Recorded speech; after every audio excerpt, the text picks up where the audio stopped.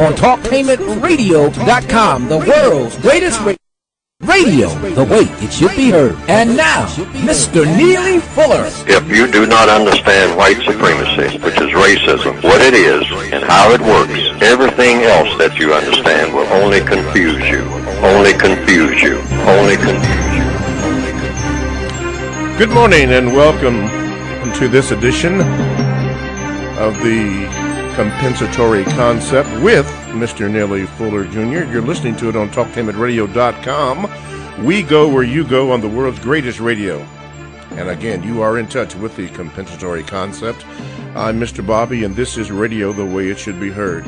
In a few moments, I'm going to give you the numbers and the Gmail address that you can get in contact with the show if you would like to. We would certainly appreciate that.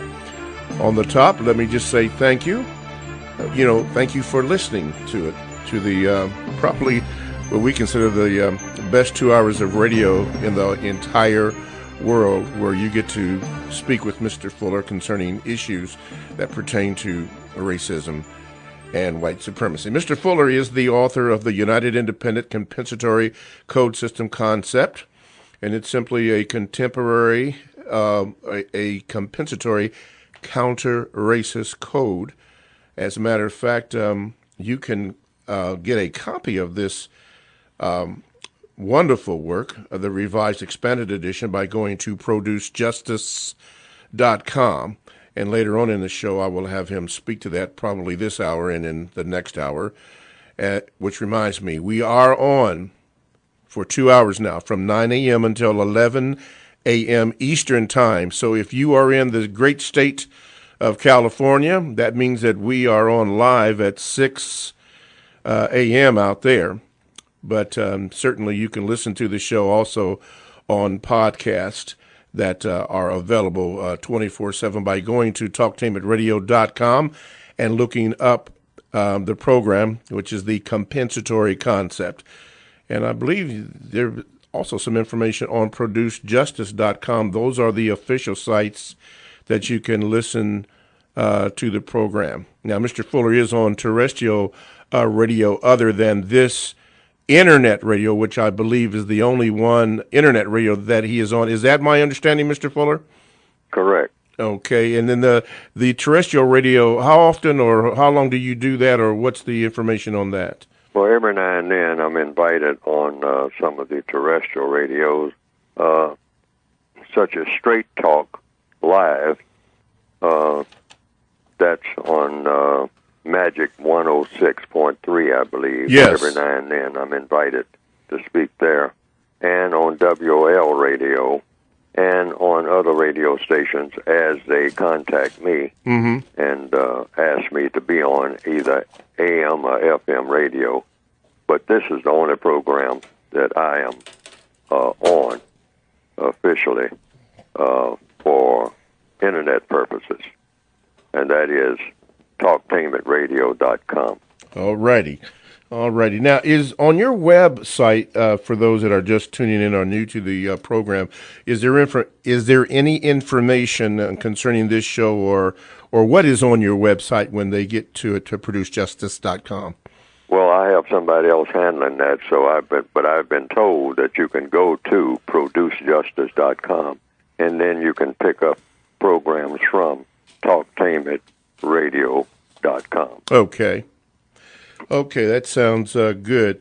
Today, on today's program, we are going to have more discussion on the eighth area of people activity, which is going to be concerning sex. But before we go there, I had a question that was sent to me.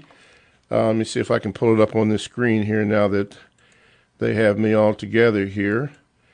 I'm not going to be able to give this person's handle simply because I've tried to practice it, but I keep messing it up. But anyway, he had a question, and I'm going to read the question to you, Mr. Fuller, and let's see what you said. He said, last week a caller asked Mr. Fuller if we should suspect even so-called good whites or those who speak against racism, white supremacy, of still being white supremacists? And Mr. Fuller's answer was yes. Now, my question to you, Mr. Fuller, is if you can speak more specifically to this dynamic as it concerns Tim Wise, an anti-racist scholar and author who, for those in this audience, may not be aware. You warned us about years ago on the Gus T. Renegade show. You and Dr. Welsing both, but I don't think most black people took heed until more recently, as he's had some disparaging things to say about some independent black film projects, among other things. So if you will speak more to the potential dangers of a Mr. Wise and others like him, whom many blacks look to as good whites worthy of following. I thank you for taking my question. Well, according to what I have written and what I say on programs like this, is that the code requires me not to stay away from naming the names of individual persons as best I possibly can, but to get out the concept of counter-racism as it should be practiced, according to compensatory counter-racist logic. Because, first of all, we are in a racist system. So within that context, I do speak specifically about how black people, non-white people throughout the world, and white people should interact and get an understanding of why they're interacting that way, why they should interact that way, considering the condition that has been set up before any of the people who are on this planet now were born. We were born into a situation where some people have orchestrated a system of racism that's become the dominant political and religious system throughout the entire planet. And the name of that system is the system of white supremacy. It's the dominant political and religious system on the entire planet in all 9 areas of activity: economics, education, entertainment, labor, law, politics, religion, sex, and war. And the system of racism is a system that's set up to dominate and mistreat people of color based on that particular premise, that people of color are eligible to be dominated and mistreated by anyone who is classified as white in that system. Therefore, logically speaking, without naming any names of specific persons, every white person and every non-white person is born in a system that's already off and running. So therefore, it's best to go about trying to counter that system and replace it with a system of justice. That would be the best thing to replace it with, since the system of racism is set up to maintain non-justice among people. You want to go about doing it in the best, sanest, most constructive manner. And part of that would be just to kind of stay away from naming individual people as being racist or not racist, or etc. You just go about the process of trying to dismantle the system itself by interacting with people in the best possible manner. That would include not naming people by name if you can avoid it, and just talk about what people in general should be doing and what people as individuals should be doing. Mm-hmm. And what I have written is about what people as individuals should be doing. Now, one thing you don't do is you stay away from calling people racist. You don't do that ever, unless the person say that they are racist, he or she, a white person. Yes. Some white people say they believe in racism. They believe in white supremacy. that is the best possible system that you can possibly come up with to run the affairs of the people on this planet. And they say they have a track record. This is according to what they say, some of them, that proves it. And there are other people, and I'm myself included, I say that no, a system of justice would accomplish everything that the system of racism accomplishes without hurting anyone. Yes, sir. Because the system of racism is designed to hurt people in order to get things done for a fraction of the people on the planet in the best possible manner. Now, within that context, addressing the person's letter about naming the gentleman that was named, Mr. Tim Wise in this case, I cannot say that he is a racist, regardless of what he says. The only thing I can do is just listen to what he says and what the code calls for me to do, or any other white person who says that he or she is against racism. The code calls for me to just observe and listen to what they do and what they say, and say nothing about it, one way or another. A white person in the system of racism should be opposing racism, according to compensatory counter-racist logic. But I will make no comment on anything that they are doing or saying. Okay. Just listen to what they say and say nothing. That is the recommendation. Say nothing. Editorialize nothing that they say. And watch for one thing, just one thing only, what the effect of what they say and do. Does it eliminate racism? And the only way you'll know that is when racism has been eliminated. All right. That's the only way you can tell what the effect is going to be. Okay. It's a very simple formula. Now, one could argue, Mr. Fuller, based on what you just said, you also have made this statement that all questions are solved through questions and answers. So how would that statement that you made right there play if someone asks you a question about Mr. Tim Wise or whomever, not just him, but whomever? Oh, you just say that a white person is automatically, who is able to be a racist, should be suspected of being one. Okay, that would be the counter-racist code logic. That's the counter-racist code language. So therefore, any white person that says, look, I'm not a racist, and I'm going to prove it, well, all you do is just step back and watch and see if that white person has the talent and the skills to eliminate racism, because that's the only measure by which you would have that belief. But you don't say you believe it or that you disbelieve it. Just stand back and watch and see if racism is eliminated under their suggestion, or under whatever it is the white person or persons are supposed to be doing. Gotcha. Millions of white people say that they are opposed to racism. You will know that only when racism is eliminated. That's the only criteria. Yes, sir. And you don't make any comments on their statement until you actually see that racism is eliminated. Then you'll say, oh, these people once said that they were going to eliminate racism, and now racism is now eliminated.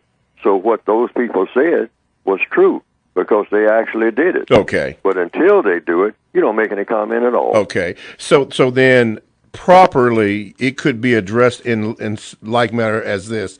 According to the code, or according to the counter-racist code, this is what you would have to say, which would be the answer that you just gave. According to the code. According to the code. Yes, sir. That's I got all you say, is that you don't make any comments on, when they come to the mic or whatever, or they start a huge worldwide project, saying, now this project that I have started, say if the man's name is Mr. Jones, if it's a man, or Miss Crawford, if it's a woman, or whatever it is, and they are white, and they say, I'm going to eliminate racism.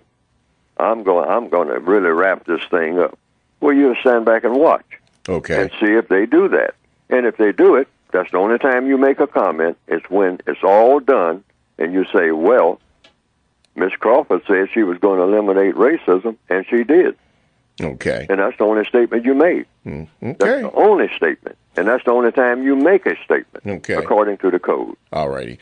All right. Well, I hope that answered the gentleman's question. He Gmailed me, and I told him that I would have to check with you, and so I hope that answered the question. Anyway, Talktainment Radio is a 24/7, no-charge, worldwide broadcasting facility that have hosts delivering on various topics such as news, lifestyle, sports, health, wellness, religion, and, of course, politics. Now, here's one that I would like to share with you, and it's simply called Men Speak. Men Speak. Join hosts Richard Lundy and Brother Kamari as they discuss the issues that are relevant to the lives of black men. You won't want to miss these no-holds-barred, riveting conversations that are designed to stir the intellect and the ambitions of black men in the diaspora. Now, this broadcast on Tuesdays, and it is exclusive to TalkTainmentRadio.com, Men Speak.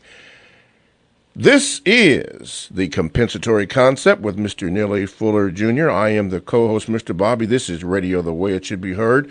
We're going to get into the eighth area of people activity, which is has to do with sex.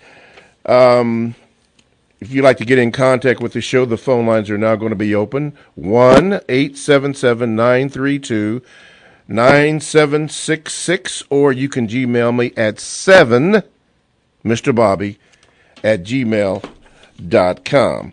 Mr. Fuller, as we go into the eighth area of people, activity, sex, you wrote, and it's just simple, on page 275 of the Contemporary Counter-Racist Code Guide, or Code, you said the remarks and suggestions made herein are made with the intention of being helpful in producing constructive results pertaining to non-white people in their sexual arrangements during the existence of the system of white supremacy.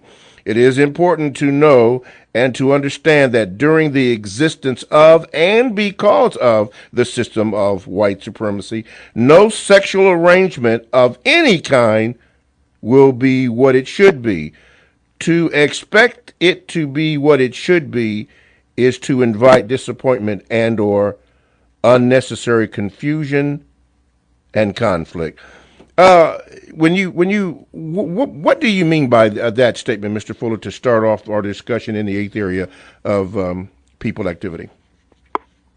Well, in the system of white supremacy, the white supremacists do not allow their victims to do anything that's going to have a constructive result in any area of activity on any significant scale. And so in all of the major, that's why it's called major areas of activity, sex is a major area of activity. People all over the planet are either engaging in something sexual or they are reacting to someone who is 24/7. Sex is very important. It's a great motivating factor among all the people of the planet. All people are interested in sex, including those who are just bystanders observing what other people do in the area of sex. And it becomes important to them one way or another, either directly or indirectly. So, therefore, the white supremacists are aware of this. So they dominate all of the sexual activities of the non-white people on the planet. Mm-hmm. And by them dominating all of the sexual activities of the non-white people on the planet, that means that they have orchestrated it in such a way that whatever sexual arrangements that non-white people try to have among themselves will not be successfully done in the most constructive manner. Whatever arrangements, doesn't make any difference what you do. You can't get it the way it ought to be. You can get it to a level of satisfaction, but it's still not the way that it ought to be. Why? Because it's in the system of white supremacy. And so no matter what black people try to do, try to get together with each other sexually, and whatever arrangements they try to make, marital arrangements, girlfriend, boyfriend, whatever, doesn't make any difference what that arrangement is. It's not going to be anywhere close to the way that it ought to be. And this should be understood. Okay. It can only be the way that it ought to be when racism no longer exists. You can't get it done within the system of racism. It won't work. It won't work. It will not work. Okay. So you start off with that premise. So everything that black people do in the area of sex with each other is just a make-do situation. That's the code premise. Okay. And there are people who say, well, that's not true and whatnot. Well, the code is, according to what I've written, you can't get it the way that it ought to be. Mm-hmm. Even you might get it to a level that where you say, hey, it works very well for me. My arrangement I have with my significant other is great. But see, what you have done, really, according to counter-racist logic, is just made an accommodation that satisfies you for all practical purposes. But it's not the way that it ought to be in a universe of people that is the way that it ought to be. Yes, sir. Which the universe is not the way it ought to be in the system of white supremacy. Anyway, okay. All right, let's go to, let's go to a Gmail. It says here, Dollar Days, he says this, Mr. Neely Fuller Jr. speaks of white supremacists as if they are gods. Most are just poor and ignorant. Your response to that, Mr. Fuller? No, the white supremacists are just supreme over non-white people. And all the evidence shows that. Now, there are people who say that that's not true, that God is supreme over all of us. Well, I have never disputed that. But the white supremacist says, yes, God is supreme over everything. Whatever created the universe, that's a no-brainer. But the white supremacist says when it comes to non-white people, they are the ones who are going to tell non-white people, people of color, anybody with color in his or her skin, what to do and what not to do. And they say, we don't have to preach that that's what we're doing. We're doing it. That's evident. And every non-white person who is on this planet who is aware of the presence of the system of white supremacy is aware of that. Okay. Economics, education, entertainment, labor, law, politics, religion, sex, and war.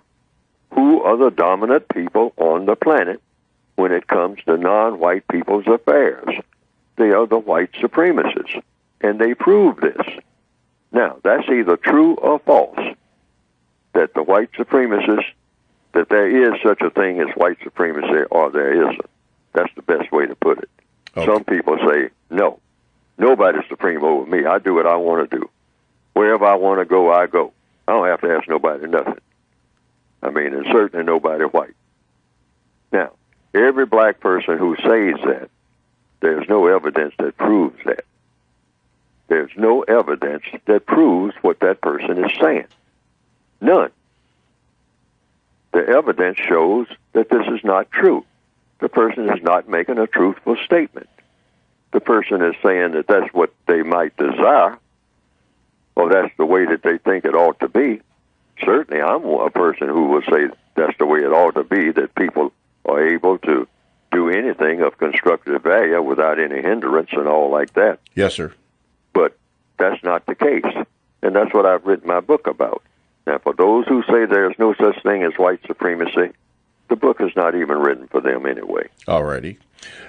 Let's go to the phone lines. And line number 1, you are now on with Mr. Neely Fuller Jr. What is your question according to the code? All right. Good morning, Mr. Fuller and Mr. Bobby. My question, it is in the 8th area of activity, and it's in the book. page 339. Okay. On the top. 339. Mm-hmm.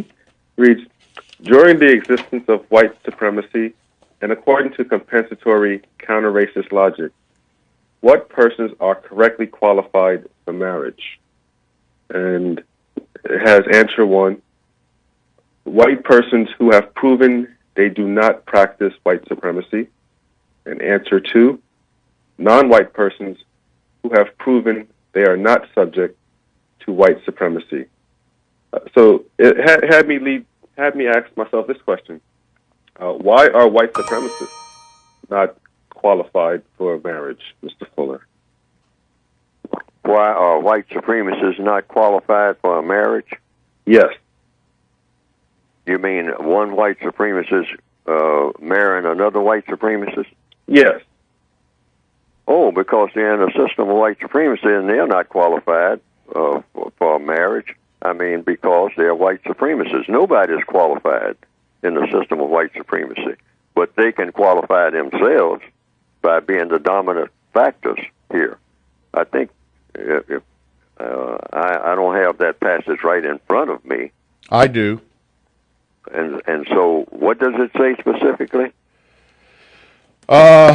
You put on there, this is on page 339, you said, note, during the existence of white supremacy, all non-white people are forced to function as, quote, dependent children. Therefore, as a, quote, child, end of quote, no non-white person is correctly qualified for so-called marriage. I don't know if that had... oh, yeah, now that clears it up. I thought the person said white. Wait, he did say white. He did say white. I was just reading the next line under the second. That's another thing. This happens quite often, too. And I got a little confused there. I got derailed. And I suddenly realized that I wasn't saying what I thought that I had written. I'm saying you got to make the distinction between white and non-white. The codification is very precise with words. You can't skip over any words. You can't mix it up with anything. It's very precise, word for word. Everything must be very, very, very, very, very precise. Yes, so sir. that you don't get what? Confusion. Mm-hmm. Which is what we just experienced just this moment. I got confused about what I thought that I had written. And then I said, wait a minute, did I write that? I had to stop myself and think. I'm not talking about white supremacists not being eligible to be married. They are supreme, in what they do over the non-white people of the planet. So yes, a white person marries another white person. Now, a white person can't be married to a non-white person because that's not a marriage. Right. Marriage is between equals. White people are not equal to non-white people in the system of white supremacy. That's an imbalance. So if we're talking about it within that context, then that would fit. But non-white people cannot be married to each other in the system of white supremacy. Why? Because prisoners of war are not in a marital state. Once you become a prisoner of war, and all of the non-white people on this planet are prisoners of the war that the white supremacists have waged against them. We are already captive. We are not in the process of being captive. We were born in captivity. Prisoners of war are not married to anybody. Why? They don't have the power to function as married people. Therefore, the non-white people of this planet pretend that they are married. We have pretended marriages because the white supremacists do allow that. But they dictate as to what your economics is going to be, what your education is going to be, your entertainment, your labor, your law, your politics, your religion, what your sexual activity is going to be, and the varieties of it, and when you're going to fight. That's the war section, the ninth area of activity, whom to fight, the people that you can't fight, the people that you better not fight. They determine all this if you're non-white and on this planet. That's what white supremacy means. It's complete. So you don't have a marital situation if you're non-white in that situation, because you have no power at all to determine what your future is going to be, how you're going to eat. When the floods come, can you sustain yourself? No. If you are a person of color, you better call on some white people, who most likely will be the white supremacists, to get you out of that flood situation. We know that. We need to stop kidding ourselves. White supremacy is real. That's who you're going to ask. Please come and get me off of this rooftop. Mm-hmm. Because the non-white people that you call on are not able to. They need somebody to get them off the rooftops. Got it. All right. Thank you, caller. Thank you very much. You. Yes, sir. Thank you. Mm-hmm. TalkTimeAtRadio.com. We go where you go, and you can check us out on WCRS-FM 98.3 Wednesday and Sunday evenings. Blogs and podcasts are now available. Download the TalkTimeAtRadio.com app to your cell or to your tablet. That's radio the way it should be heard. Stay right there. We'll have more of your Gmails and more of your phone calls and more discussion in the 8th area of people activity, sex. Welcome back to TalkTimeAtRadio.com. We go where you go, and you can download the TalkTimeAtRadio.com app to your cell or to your tablet. That's radio the way it should be heard. This is Mr. Bobby, the co-host on the compensatory concept with Mr. Neely Fuller Jr. We are speaking or addressing, or Mr. Fuller is addressing the 8th area of people activity, sex. If you would like to call in, you can by calling 1-877-932-9766, or you can Gmail me at 7mrbobby@gmail.com. Before we go to the calls and to the Gmails, Mr. Fuller, please speak to your book, how you can get it, and other related information. You can go to producejustice.com. That's producejustice.com. And what will come up on your screen is a book that's advertised as the United Independent Compensatory Code System Concept.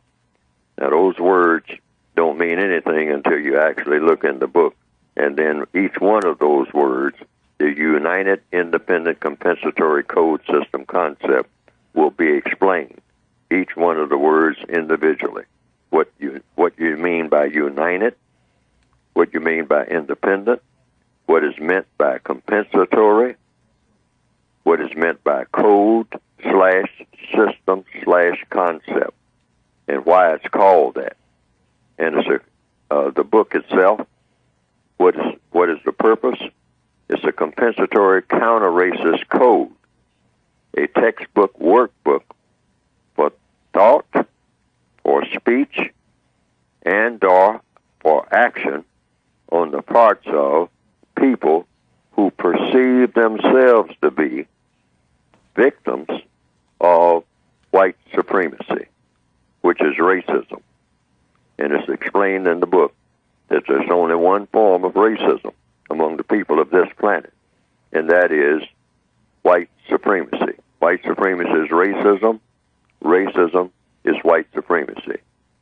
There are no races of people, that's people according to race, racial classifications, other than the white supremacists.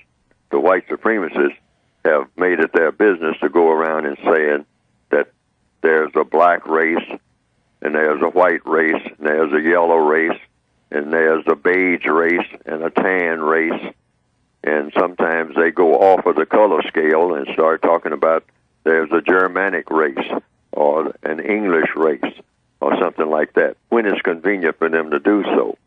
But basically, they are saying that race is whatever they call it at the moment that they want to call it that. But functionally, it boils down to racism is white supremacy, and that is a person who is a white supremacist is a racist, and there's no one else who can be a racist once the white supremacists become the dominant people on the planet. Okay. which they are. All And right. so that eliminates anybody else being racist. Everybody else just has to react to the white supremacists. Okay. That makes the white supremacists the only race. All righty. Let's go to the Gmail, and then I'm going to read a statement that you have made. It says, this is from Brian. He says, good morning, Mr. Fuller. Last Friday, I missed the train to work, which made me the first person in line for the next train. Anyway, I noticed a cigarette smoke in the air while standing in line on the train platform. Could not tell where it was coming from. There is supposed to be a non-smoking on the train platform. The train pulls up, the door open, and I take a seat. But the seat was messy, so I quickly got up and took another seat directly across from where I was sitting, and it was clean. A old suspected homeless female, which turned out to be the person smoking, took the seat I just vacated and saw that it was messy also. She let me have it by saying I took the seat she was going to take and basically said, "Great, you gave me this filthy, dirty seat. You knew I was going to sit down where you are now at. Why would you do this?" Oh, man, she went on about 5 minutes up and down the aisle of the train, yelling, giving me and everybody in hearing range the riot act about how filthy the whole train was and that I took her seat. There was an older black female sitting in front of me, and she kept turning around to see my expression/action. I ignored her, too. I was going to start calling the suspected white sacrifice female all kinds of names like sea hag, train hag, using the black anthem word, MF, sit your butt down and shut the F up. But I said nothing. I had strong feelings and emotions of telling her off, but I figured the situation could have possibly led to another non-constructive act after the fact acts. After all, I did have a clean seat. Just kept my eye on her just in case it got physical. Mr. Fuller, I want to thank you because the code simply works. Did he handle it correctly, Mr. Fuller? Well, that's what I would have done. Say absolutely nothing. Why? Because it's most effective. You do the things that are the best thing that can be done by anybody in any circumstance. That's what codification is supposed to be about. It's very simple. Do whatever you do or whatever you say can never be done or said better. That should be your aim. Okay. That keeps it real simple so that nobody gets confused about what codification is. In every circumstance, every person on the planet, white or non-white, is supposed to do or say the most constructive thing that can ever be said or done by anybody, anywhere, under that same circumstance. Throughout the whole history of the world, always aim to do just that. Now, what is the very best thing? Ask yourself this question. What is the very best thing that any person in my situation can possibly do in this particular circumstance? Or what is the best thing for any person to say? Because everything is about doing and saying. In this particular circumstance, right now, that's anybody on the planet throughout the rest of the world's history. What is the absolute best? Because you don't want to do anything that's less than the best. Okay. Or say anything that's less than the best. So, and in that particular situation, apparently the best thing to have been said was nothing, which is apparently is what you did, and it worked. It worked. Good for you, Brian, because it was not personal, it was business. Good That's for what you. Codification is about. Exactly. Okay, let's go to the phone lines, and let's see here. Line number 1, you are now on with Mr. Neely Fuller Jr. What is your question according to the code? According to the code. Good morning, gentlemen. Mr. Bobby, would you please give us an explanation of what the FCC regulations are so that At this point, after we did the fundraiser last year for the 2-hour program, we're still experiencing the commercial breaks and the PSAs and stuff. Would you please, not on this program necessarily, but let us know why we have to have the commercial interruptions? Okay. We'd appreciate that. I tell you what, you can contact E. Dozier at talktainmentradio.com, and he will give you the answer as to why the commercials, or I guess they're, the commercials are, I think they call them service announcement. There's a certain term that they use, public service announcement, PSAs. Yeah. I think that they would be able to answer that question for you. I just do what I am told to do, and that is it. Okay. Okay. Well, a number of us have questions about that. All right. We have paid for that. Okay. Did you have a question for Mr. Fuller, sir? Yes, sir. Okay, go ahead. Mr. Fuller, are you amenable to discussing the possibilities of dramatizing the compensatory concept for the for a stage play as a way to continue to educate people about the concept?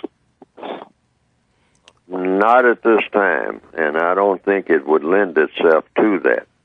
People have discussed that with me, making a movie or something like that, all down through the years. Actually, the compensatory, United Independent Compensatory Code System concept is more a mechanical thing. In fact, someone said that they read the book and they thought about how they can make it, the entire book into some type of drama, and they said it's like making an auto repair manual into a drama. I mean, it wouldn't be a drama. I mean, an auto repair manual is a mechanical thing, and in other words, you got parts that you just put together. I mean, and you do this. Part A goes with Part B, et cetera, et cetera, et cetera. And that's what the compensatory concept is designed to be. Basically, like an auto repair manual. It's a reparations type operation. It's called compensatory. Compensatory is allied with the word repair. So you're trying to repair damage. That's all it is.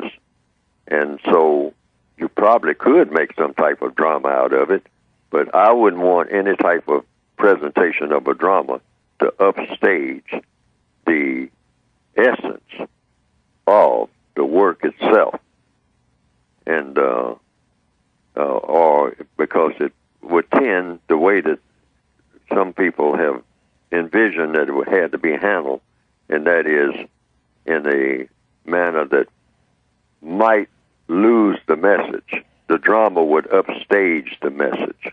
That's the danger there.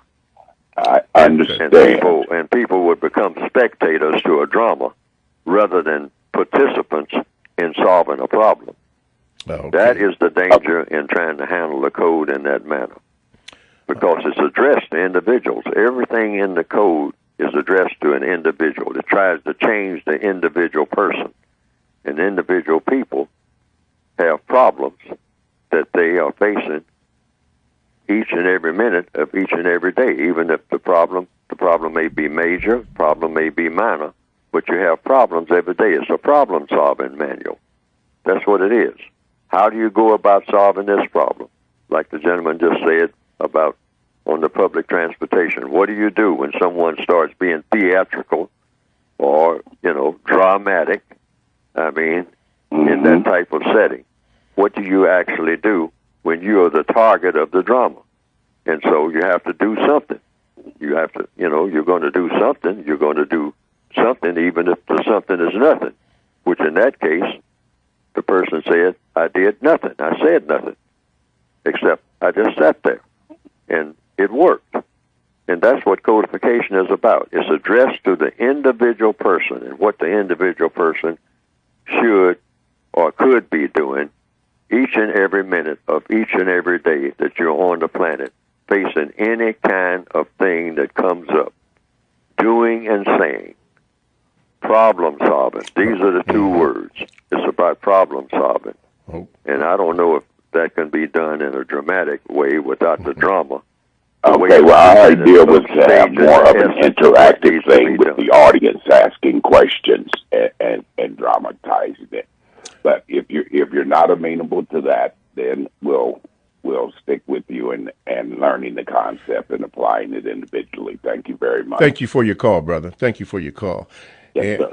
And I guess I have to do one of those things here. Folks, we're rarely mandated. I have a script that I have to go by, but what Mr. Fuller and I do is not scripted. That's live. But every 15 minutes, I have to do this. TalkTeamAtRadio.com. We go where you go, and download the TalkTeamAtRadio.com app to your cell or to your tablet. That's radio the way it should be heard. This is Mr. Bobby, the co-host on the compensatory concept with Mr. Neely Fuller Jr. And if you have any questions that you would like to ask, you may do so by calling 1-877-932-9766, or you can Gmail me at 7mrbobby@gmail.com. That's what I have to do. Anyway, our subject on topic today is the 8th area of people activity, which is sex. You may direct your questions to Mr. Neely Fuller Jr., or you can Gmail me, and I will try to get them read as quickly as I can. And addressing this area, Mr. Fuller, you wrote on page 338 of the United Independent Compensatory Code System concept. You said this: do not say that you are married to anyone as long as white supremacy, racism exists. Instead, say that you are one or more of the following names that you suggested. These are care mated, formally mated, legally mated, mutually arranged, church mated, synagogue mated, temple mated, victim mated, tribal mated, counter race mated, and arranged. Then you said under that, if you are so-called married to a white person, white supremacy exists, say that you are mismated or mismate. If you are non-mated, say you are non-mated. Could you explain that? Yes, it's self-explanatory. Now, these are cumbersome terms. Yes, sir. But we could use them. Everything in the code, by the way, is optional. Everything. If persons choose not to do that, they don't have to. It's nothing dictatorial. It's all democratic. But a person can say that they are care-mated, and a person naturally would say, what's care-mated? What are you talking about? Yes. Are you married or not? And you say, well, I prefer to use the term care-mated because I care about the person that I'm mated with. But I am not really married because under the system of white supremacy, I can't be. I would like to be married, but in order to be married, I have to not be subject to the dictates of the white supremacists. And that would be your explanation. And the reason for this is to stimulate conversation about your actual status. And you'll say that, well, that's not an acceptable term. You don't really write that on paper that you are care-mated, but you could. I mean, it's just a matter of choice. And I gave this, you might say, buffet of choices Yes. that a person can have. You can say that you're care-mated or that you're mated, because victims of racism are prisoners of war, and just like slaves, you are mated. Slaves can mate, but they wasn't really married. Slaves were not married, even when you call, say, slavery under plantation, the plantation model of slavery. Why? Because we're still in slavery. If you're subject to the system of white supremacy, you're still a slave. Slavery just means what? What is the definition of slavery? The compensatory definition is you are a slave if you are dictated to by someone in a manner where you have no voice in anything. You can't protect yourself. You can't feed yourself. you can't have any say-so except the say-so that you're allowed to have by those who dictate and who are your masters. Slaves have masters. The non-white people of this planet have the white supremacists as their masters. They're the ones we go to when we want something, just like on any plantation. The world has become a plantation. So therefore, getting back to the essence of what I'm saying, slaves are not married, even though they say that they are. You used to call it on the plantation jumping the broom. Well, the white supremacists allowed that, because they said, yeah, you can mate, just like you mate horses and cows. They mate, but you own horses and cows. Horses and cows have, in a stable or in a place where you keep cows on a ranch or something like that, they have owners. They are branded. And that's even kind of brought out in a graphic way among black people right now in 2016, the year 2016. The white supremacists have us going out getting brands. They call tattoos. Yes, tattoos. Yes. And sometimes these tattoos are identifying marks when they pick us up on some type of charge. They'll say, they say that the person had a skull and bones tattoo. You have a skull and bones tattoo, so you fit the description of the person that robbed that store. Wow. And you say, well, yeah, but a lot of people got, but you got one too. And not only that, you paid for it. I mean, in the old days, you didn't have to pay for it. We automatically branded you, just like we branded our horses and cows. They sure but did. You black people don't have any sense. You ain't got no idea about what you're doing. You just copy what you see somebody else doing. So that helped us out because we set how your mind is going to be anyway. We even tell you how you're going to entertain yourself without you even knowing that we're doing the telling. Wow. That goes to show you in 2016 just how dumb you people have become. And you say that you have gotten smarter down through the years. Really, you have become more retarded because we have refined the system of white supremacy and made you so retarded that even when you do things that you think you're doing it on your own or that you came up with the idea was really germinated in your mind by us. Wow. And passed on to you, and then you walked around thinking that you invented the idea, and the idea is working against you, and you are bragging about it like it's your idea, and we allow you to do this. In fact, we insist that you do it, because when you make a person think that they have created their own world and that they are now in, that is perfection at its best when it comes to dominating people. Mr. Fuller, you have really dropped some science right there. Wow. Woo! Question here.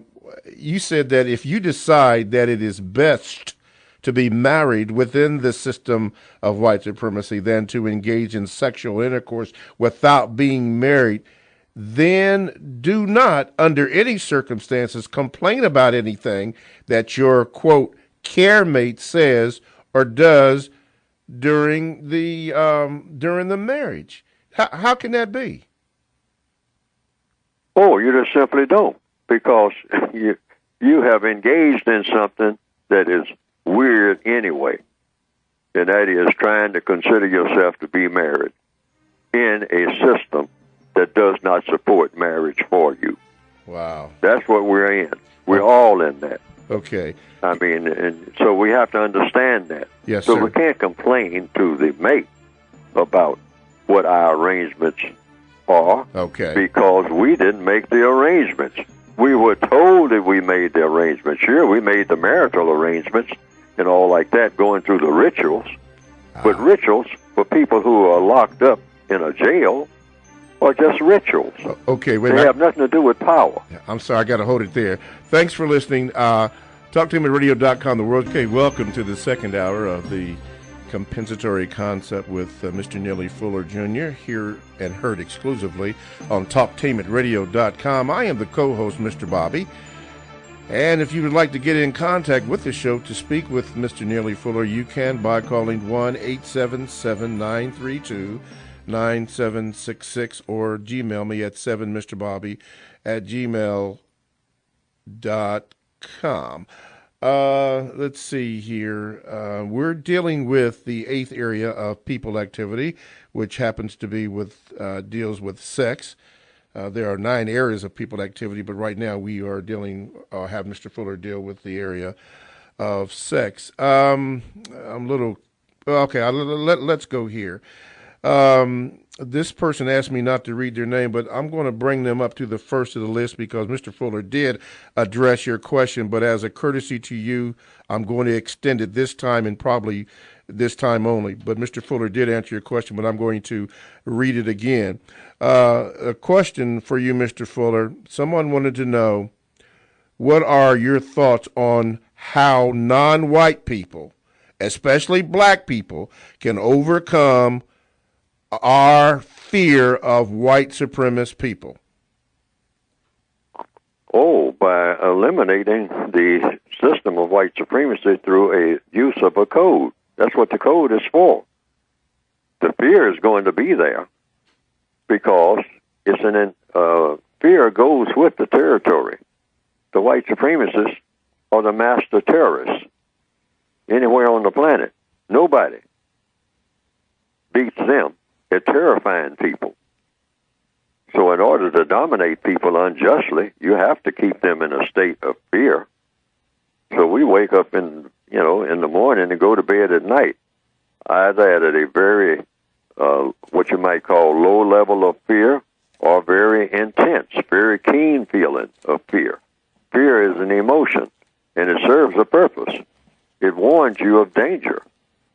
And if you are a person of color in the system of white supremacy, you're in danger all the time, because just being in the system of white supremacy is dangerous. It's supposed to be dangerous. You're on a battlefield all the time. You're in the middle of a war. In war, you have that fear factor. Soldiers will tell you, yes, I was afraid. Well, you're supposed to be afraid. The fear is a warning bell. It lets you know that, the artillery shells are coming in, and the mortar shells, and the bullets are flying, and the explosions are going off around you. That instills fear. And just fear of sometimes the weather. You're put in a situation where you are at the mercy of wind, rain, tornadoes, fire. Sometimes you're in the path of forest fires and whatnot because of things that happen, and no one is coming to your rescue. And the person we usually depend on, the person or persons, just might be the white supremacists, most likely, either themselves or someone that they sent. Because we're in a system of white supremacy. We are completely dependent on them.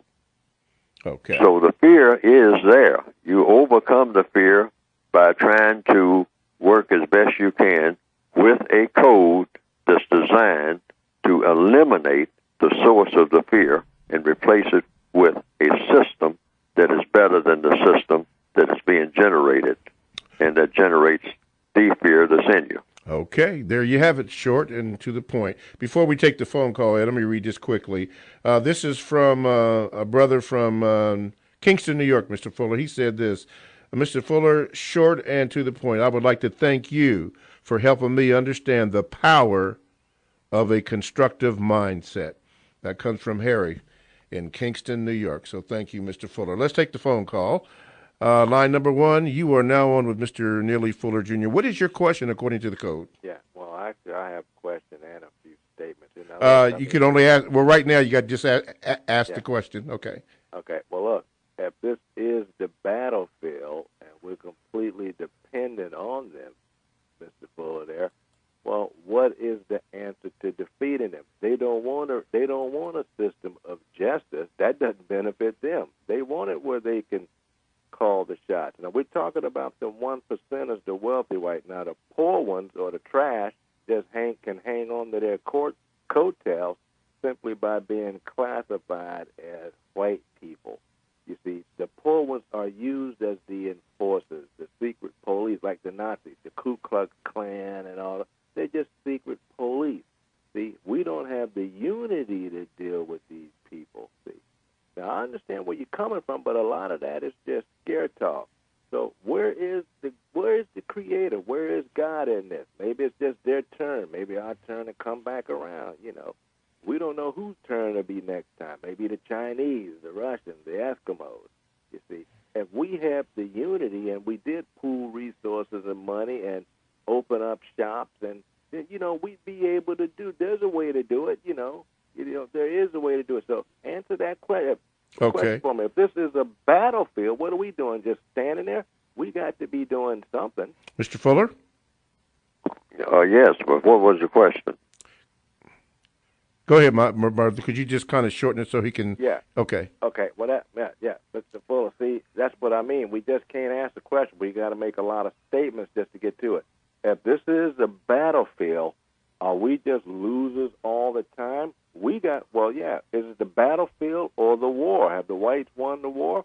There is a God in heaven that is keeping us alive and here, although these whites have all the money and the resources. So, you know, we have to rely on God. But now, I know you've got this book, but what is it that you're trying to say? See, the way people, Mr. Fuller, do not want a system of justice. They're not going to replace the supremacy with a system of justice.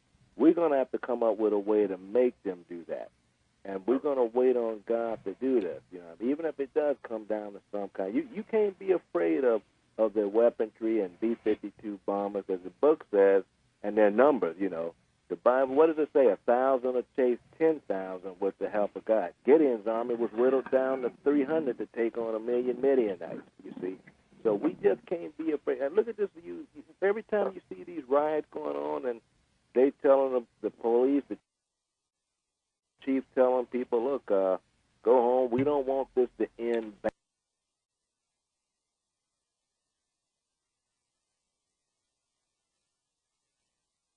bad. Or every time there's a confrontation with these cops on the highway, oh, this could end bad for you. See, that's scare talk. You remember how the Goliath talked to David and how these, you know what I mean? This is scare talk. Giants that we have to defeat. Okay. That's what I'm trying to get at. As best as you can decipher what he was saying,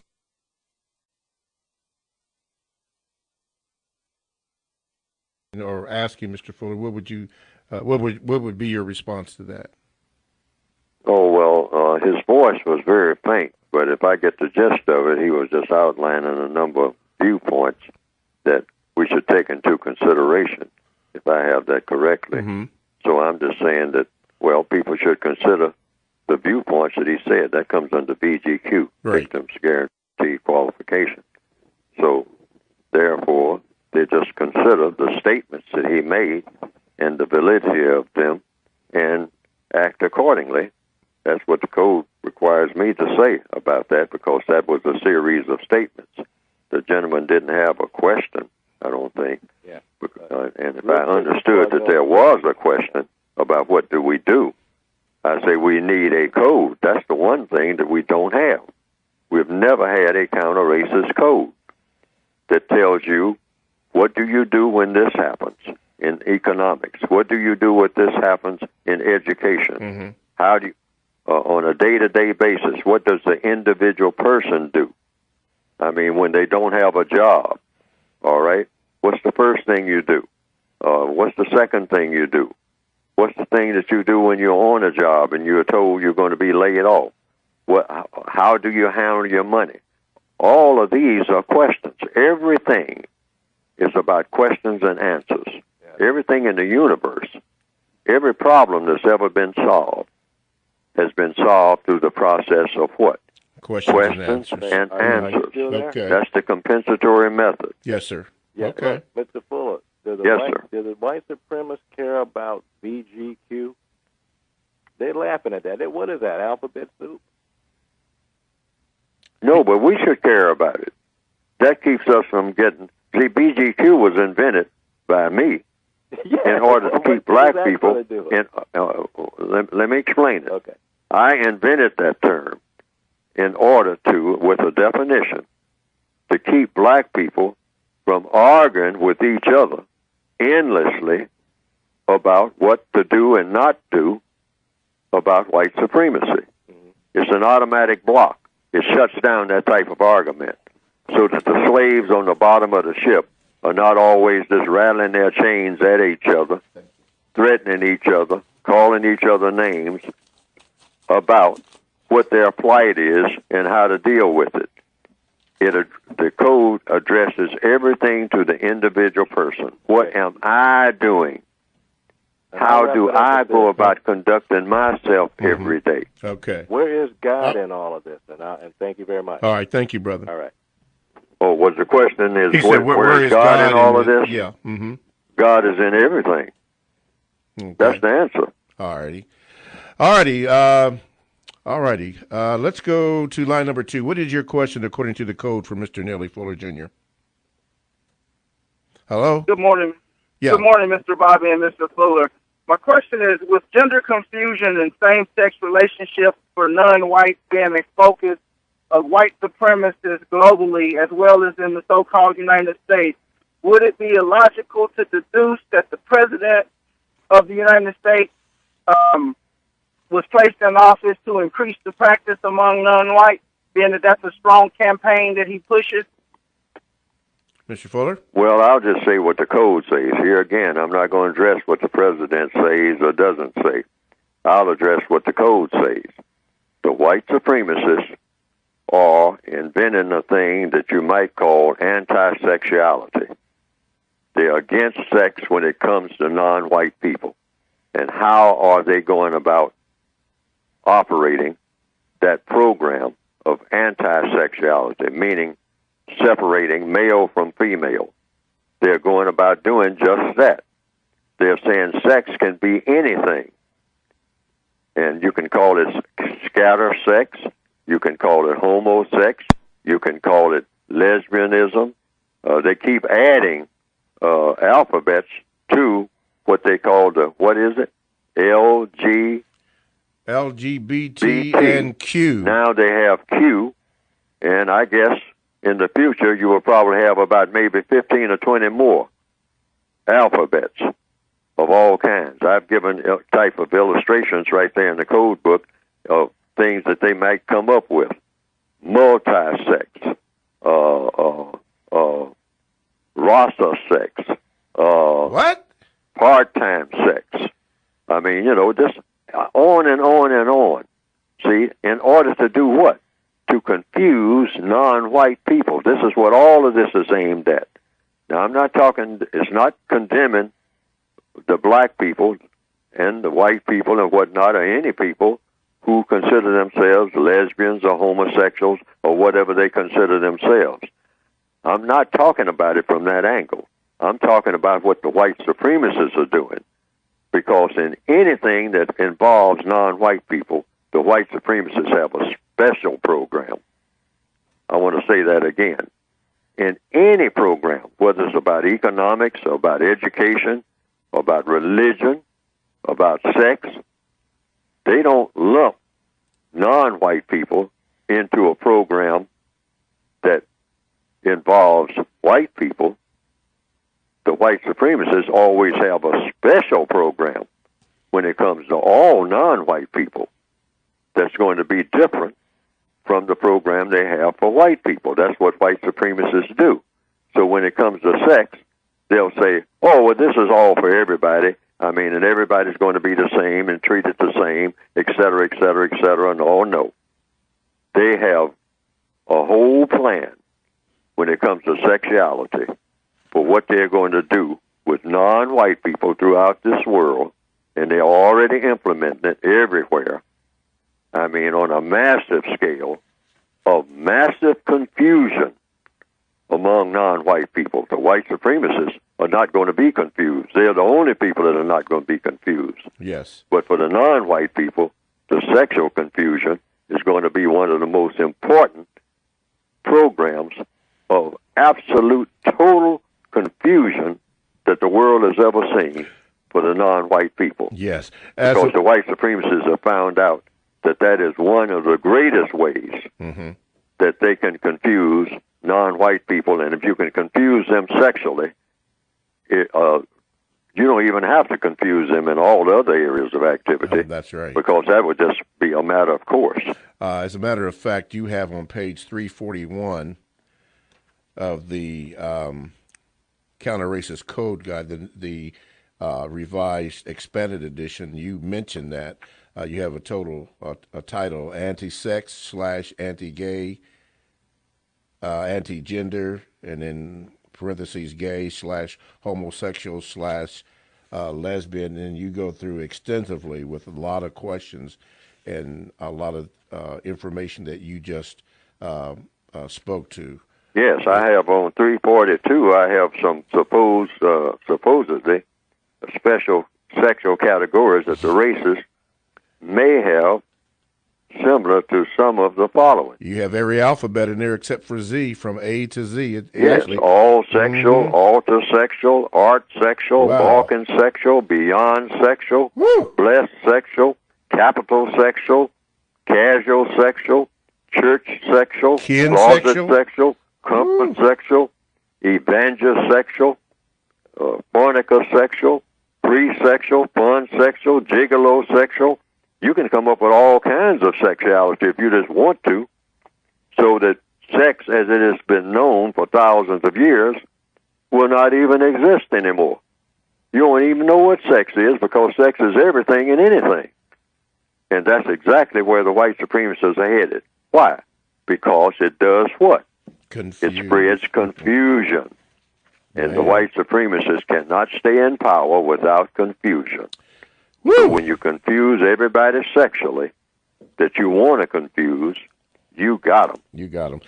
Talk to Him at Radio is a 24/7, no-charge, worldwide broadcasting facility that have hosts delivering on various topics such as news and lifestyle, sports, health, wellness, religion, and politics. Now, here's one that I would like to share with you, and I shared it in the first hour. It's called Men Speak. Join host Richard Lundy and Brother Kamari as they discuss the issues that are relevant to the lives of black men. You won't want to miss these no-holds-barred, riveting conversations that are designed to stir the intellect and the ambitions of black men in the diaspora. This broadcast on Tuesdays, and it is exclusive to TalkTainmentRadio.com. This is the compensatory concept on TalkTainmentRadio.com. I'm your co-host, Mr. Bobby, and we are speaking with Mr.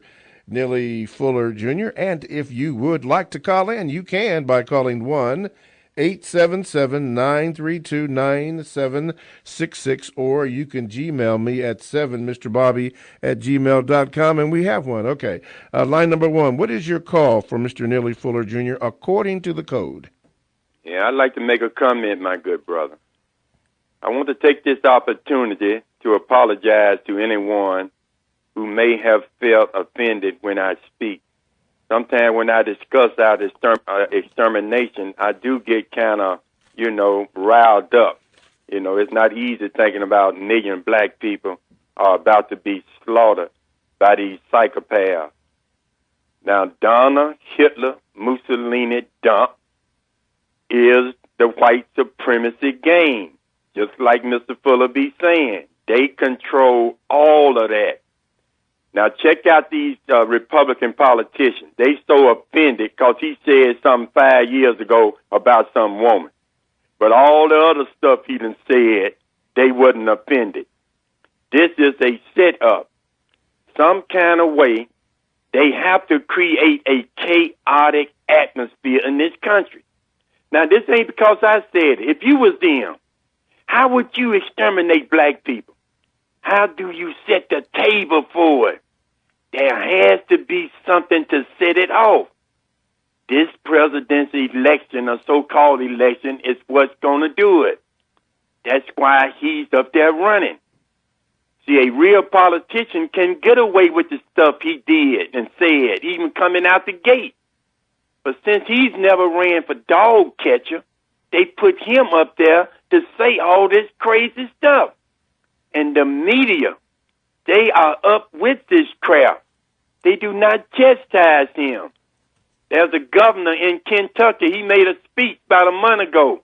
He said if Hillary is elected, there's going to be trouble. These people are saying this everywhere. Nobody is checking them. No media is coming down on them. This is a setup. I predict within the next maybe 2 months or 1 month, they are going to start this slaughter of us. I would suggest to people, if you're able to get out of here, get out of here. You can come back if I'm wrong. If you're able to get your grandchildren out of here, get them out of here. But this is what these people do. They've been slaughtering, exterminating people for over 3,000 years. Now, I'm going to close with this. Hindsight 2020. Marcus Garvey had the only answer for us. His answer was we had to go back, reclaim Africa for us and the Africans. Sure, you was going to have to fight them now. But would you rather fight them back there in 1920? Or would you rather fight them today with the technology they got? When the Jews, when what Germany did to the Jews didn't say, hey, let me go back to Germany. I'm going to fight for my rights. They got out of there. They went and took land and gave it to them. All right, brother. Okay, brother. Thank you. Thank you so Appreciate much. Okay, I guess that would be under VGQ on that one, Mr. Fuller. Okay, line number 2. Okay, line number 2. You are now available for Mr. Neely Fuller Jr. What is your question? Hello, Mr. Bobby, and hello, Mr. Neely Fuller Jr. I just wanted to say that I really appreciate Mr. Neely Fuller Jr. taking the time to put the code book together, and whoever helped him put that out. And me and my children are studying the code book and the workbook, and we still have yet to get the second edition. But I just want to thank him so much for putting that out. That is great information, and we all can use. All righty, Mr. Fuller. Thank you, ma'am. Mr. Fuller? Well, I accept the thanks.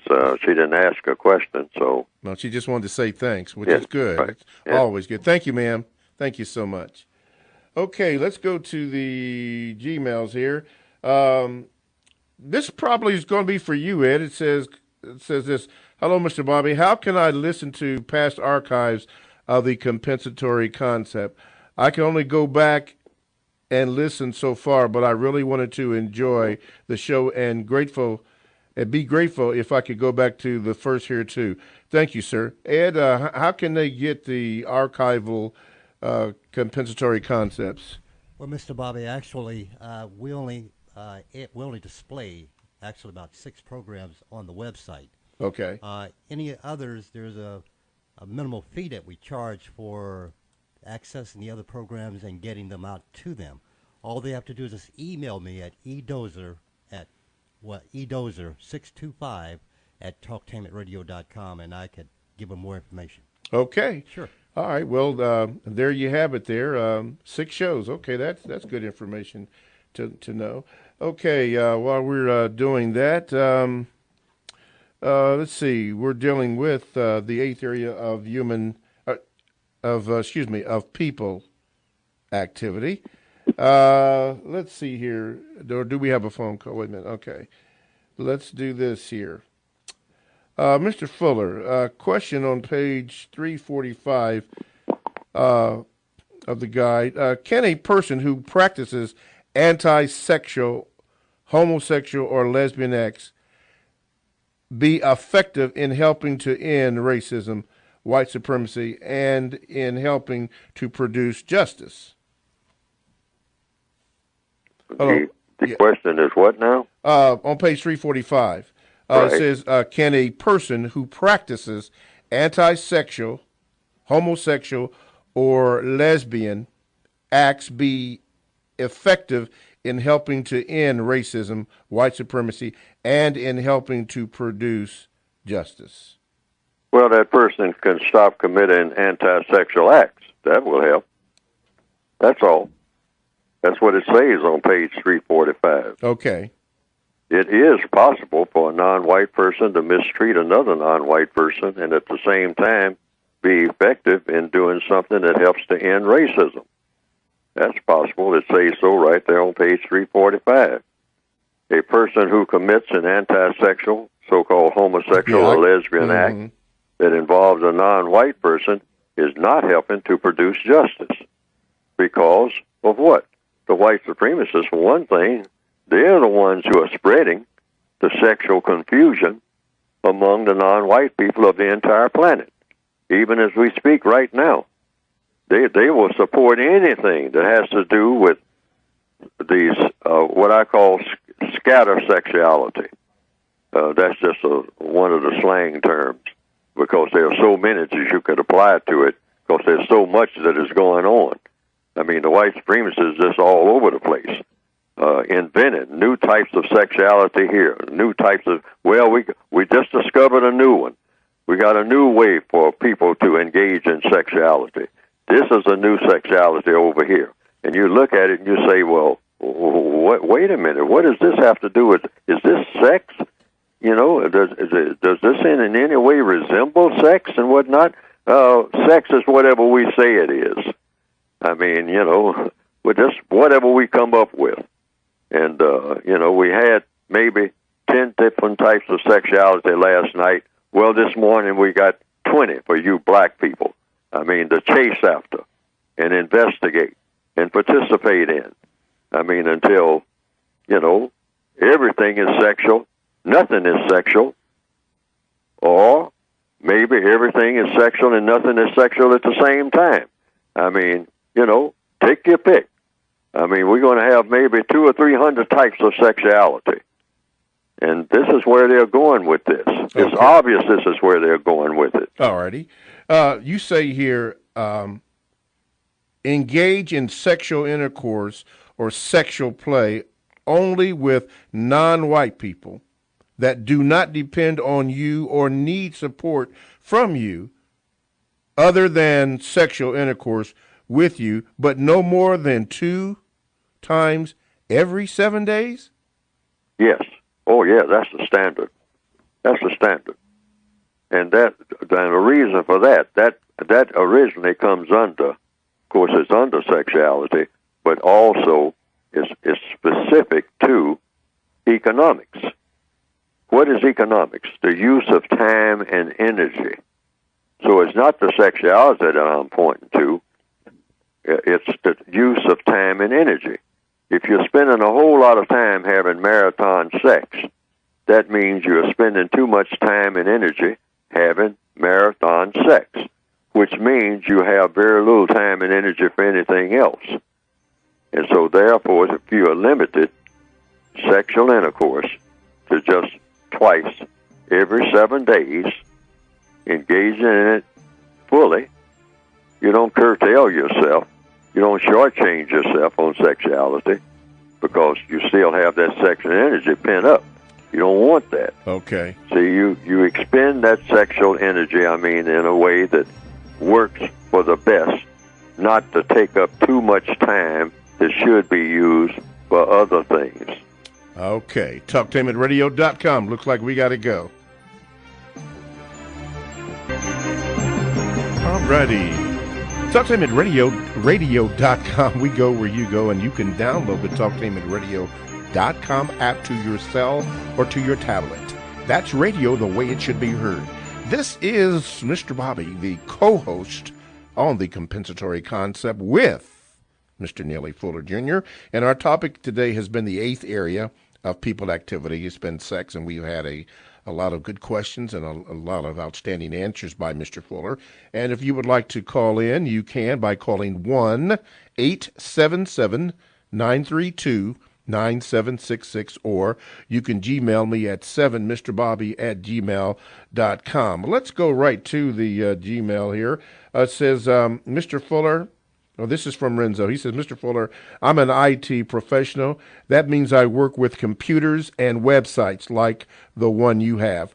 These days, that doesn't include getting my hands too dirty, so to speak. I don't really build things with my hands as much as I build things within the computer. Since computers have become essential for everyday business and living, I'm assuming they'll be around for a while.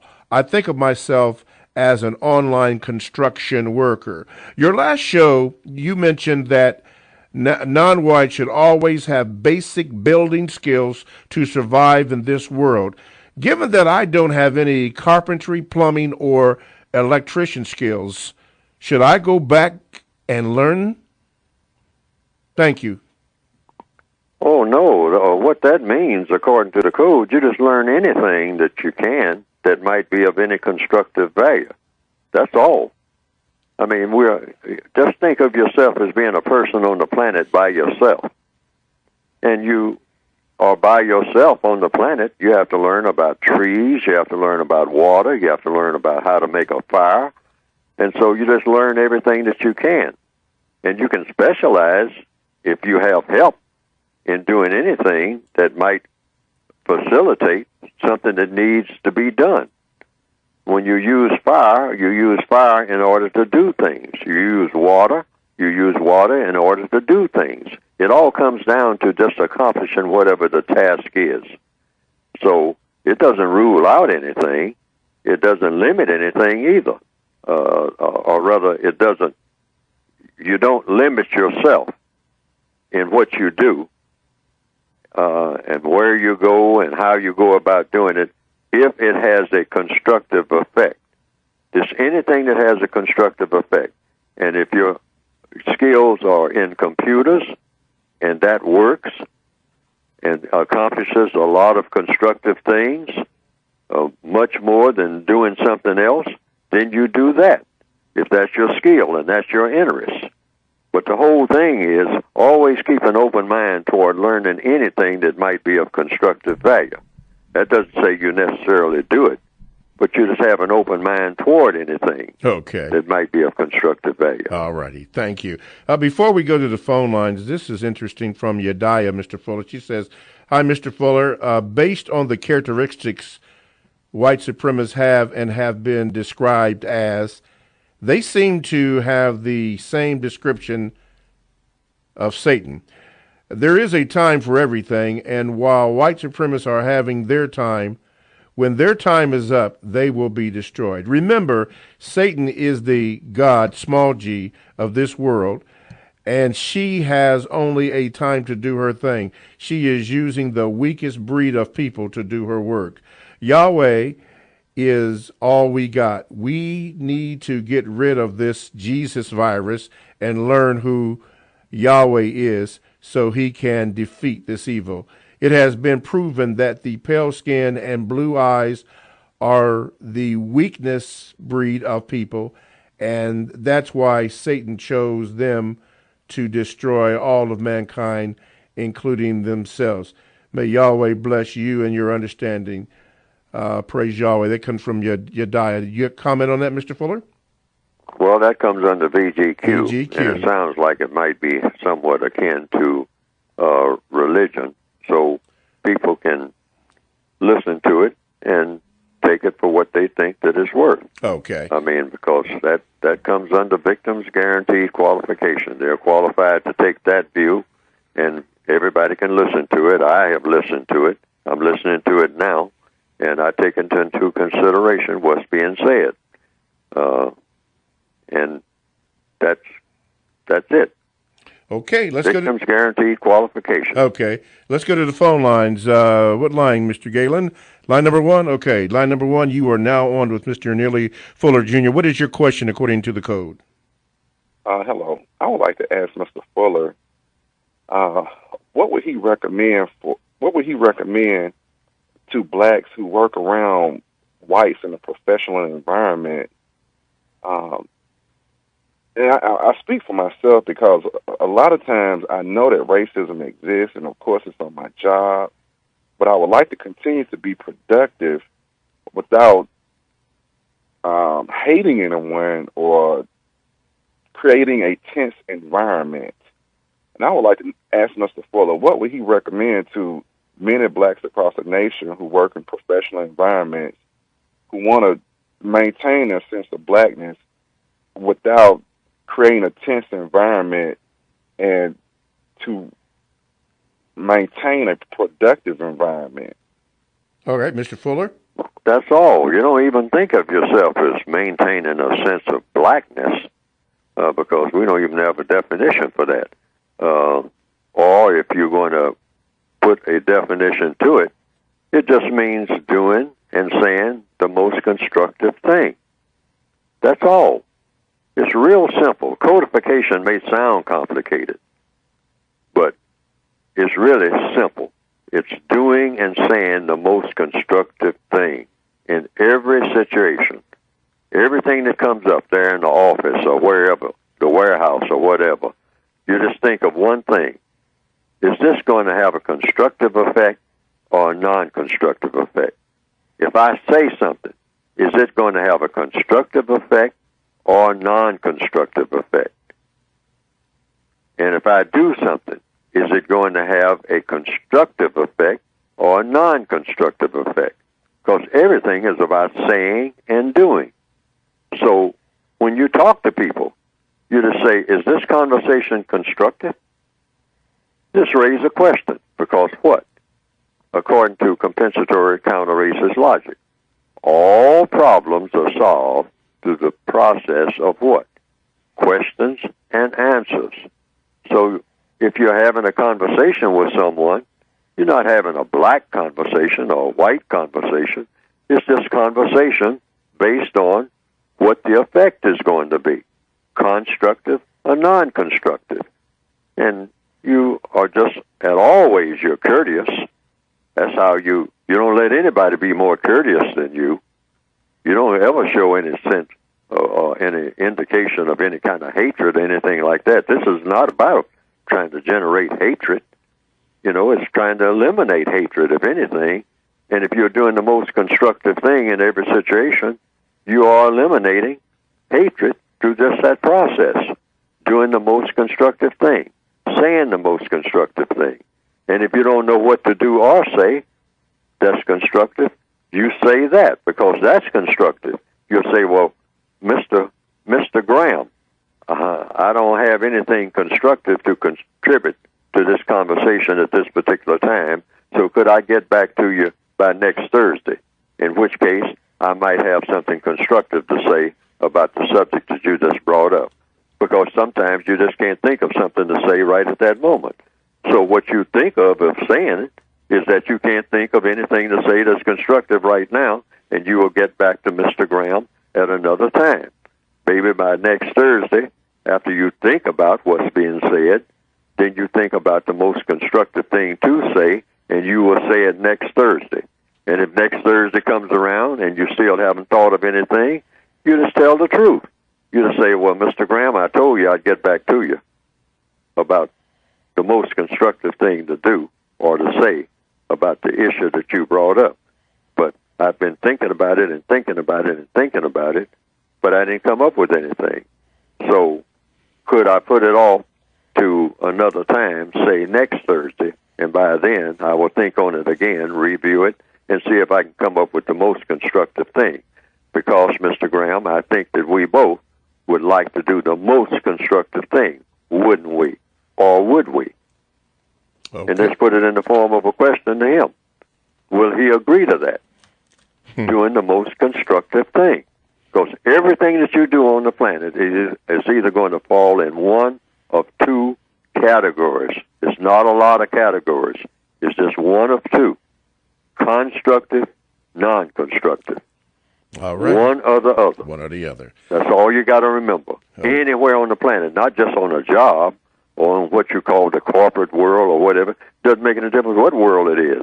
It's all constructive or non-constructive. Just stick with those two words. You won't get lost. You won't get lost. Okay, thank you, my brother, for the call. Thank you. All righty.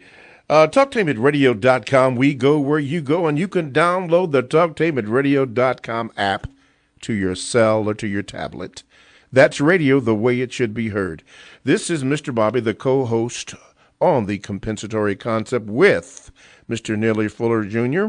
Our topic today is the eighth area of people activity, sex, and Mr. Fuller has addressed your questions or concerns about that, but you can also go off topic if you would like by calling 1-877-932-9766, or you can Gmail me at 7mrbobby@gmail.com. Okay, let's go to the Gmails. This is from Daryl. He says, Mr. Fuller, my question for you is if the white supremacist ever tried to seduce you with contracts, money, and popularity, if you would tone down your message or just find other things to talk about. I see a lot of older brothers out here that are in demand speakers, but they're not talking about much, just confusing our people. But they're living well because it's like they're serving the system well. So did you, Mr. Fuller, even early on consider giving in so that you could live that plush life like a lot of scholars and thinkers in our community do? Well, I don't pass any judgment on what anybody else is doing. I just say that they're doing what they're doing, whatever that is. And I just do what I do. And I don't deviate from what I do. That's what the codified flavor, you might say, does to a person. That's what it does to me. I just try to come up with the best formulas for addressing racism and all of the issues that go with that. And once I put these formulas in place, I try to stick with them. And that's it. And I don't deviate. I mean, once you come up with something that I call a codified response, which is supposed to be, at least up to this point, the best possible response to anything that's happening, you lock on to that, and once you lock on to it, you just don't deviate. And I don't think about it outside of that context one way or another. I just say, well, this is the best possible response. I mean, how can you get better than the best? There's no such thing as better than the best. So, until somebody shows me that what I said was the best is not the best, and then I will adopt whatever that best is. You always want to go with the best of whatever you do. That's what codification is about. So I just not without looking at what somebody else is doing to the right or to the left or down the road or whatever. I just look at what's the best thing to say in this particular situation. Okay. And what is the best thing to do. And hit the computer button where you lock that in and you don't deviate from it. That's it. Okay, gotcha. Another Gmail. This is from Brother Mirtu from the so-called French Guiana. He says, Mr. Fuller, I have a question for you, which is the following. What is your opinion about the concept of the Nobel Prize in the system of white supremacy? Thank you. Well, one thing, there's a monetary concept, and then there is a congratulatory concept, or a celebratory concept, you might say. It appears that that's the case. And I say that if a person is offered money for doing some project that they're doing that has constructive value, take the money. I mean, money serves a purpose, so you definitely take the money. Now, the celebration, according to the code, when it comes to non-white people shouldn't be in the business of celebrating anything. Doesn't make any difference what it is. Okay. We have too much to do to have celebratory time. I mean, we haven't even gotten off of the 1 yard line, you might say, from where we should be. Yes, sir. Not to say anything about the end zone at the other end of the field. We haven't even got out of the end zone.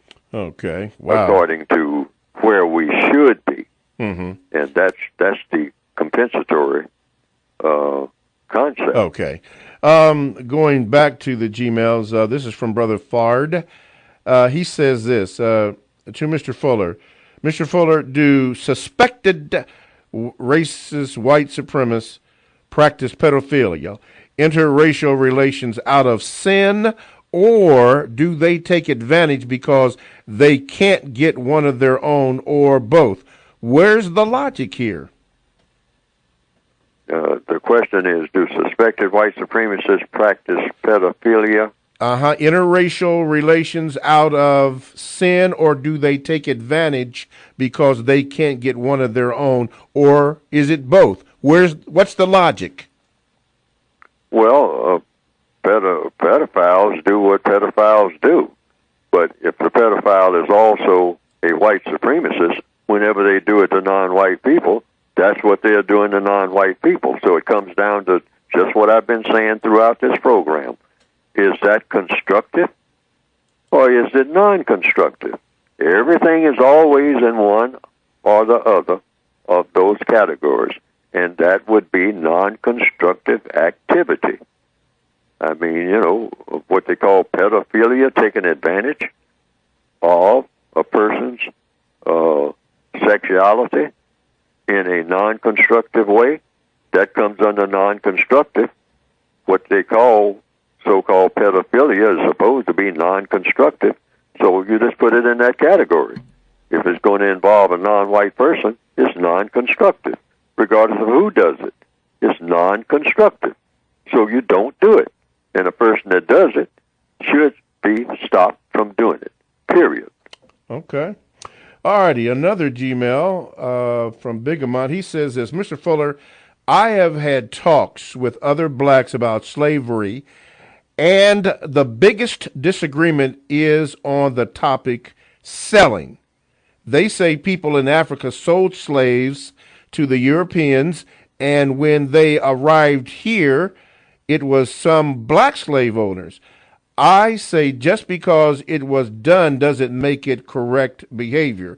Some blacks directly support white supremacy, but we all support it indirectly because it has a lot of perks. Could you explain if I'm correct or incorrect? Thanks, Mr. Fuller. Yes, that's a correct analysis if it really happened. And if that does happen, and it's certainly happening today, even as we speak, we all participate in supporting the prison system, because it is a prison system called the system of white supremacy. And all non-white people are prisoners.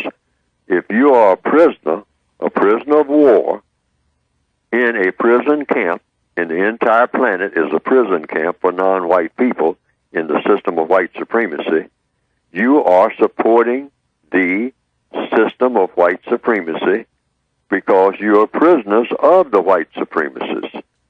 So that goes with just being born into the system of white supremacy. There's no way around that.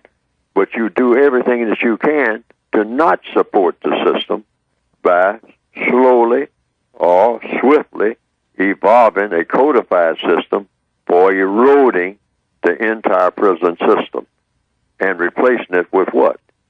A better system. What would be a better system than the system of white supremacy? Theoretically, conceptually, it would be a system of justice. What is justice?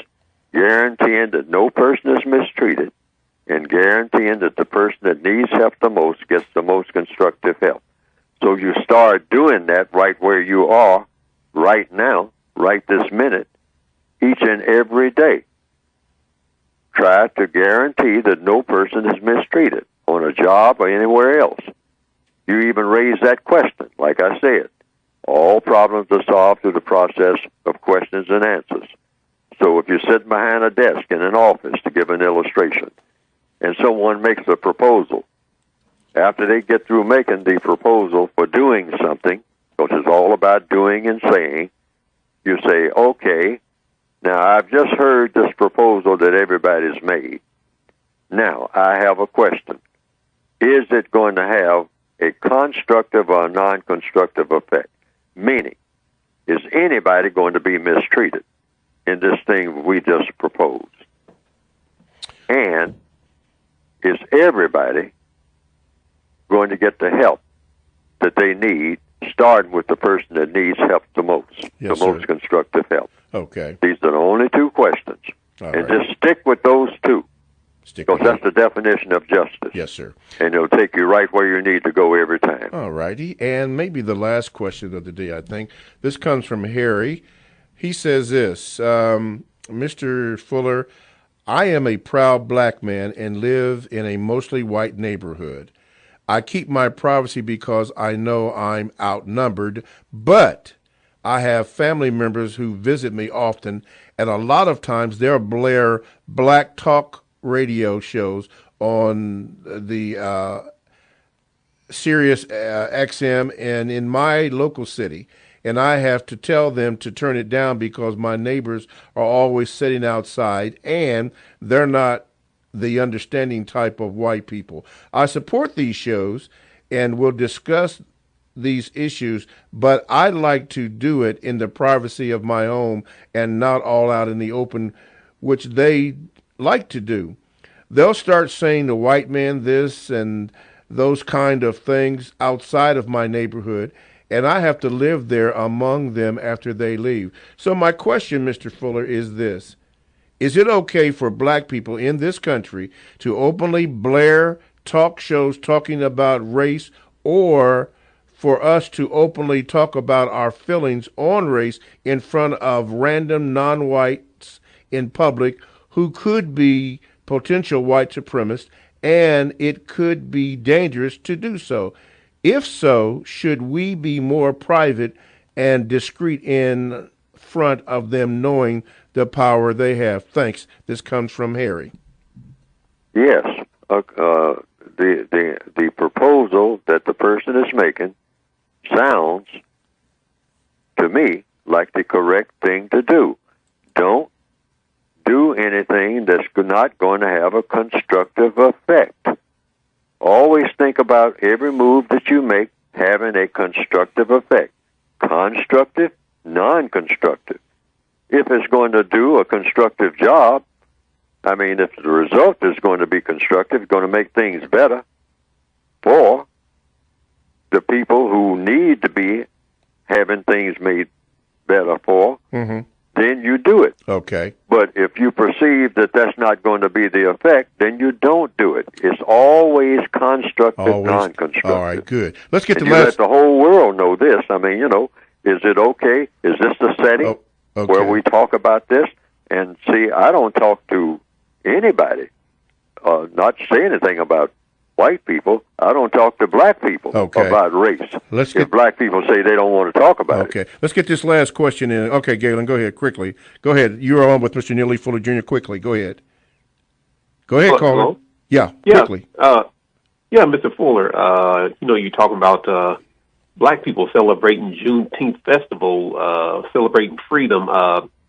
When I read, I think it's John chapter 8, verse 32, where Christ talks about the things that set people free. He never said the 13th Amendment or the Emancipation Proclamation would set anybody free. So the people who wrote those things, they lied. He never said Nat Turner or Harriet Tubman would set anybody free. So here's the question. Black people, my personal opinion, we are still in the same type of slavery that we were in 1800. It's just a more modern, up-to-date version of it. Now, what is your opinion about that? Yes, in the code book it says the refinement stage.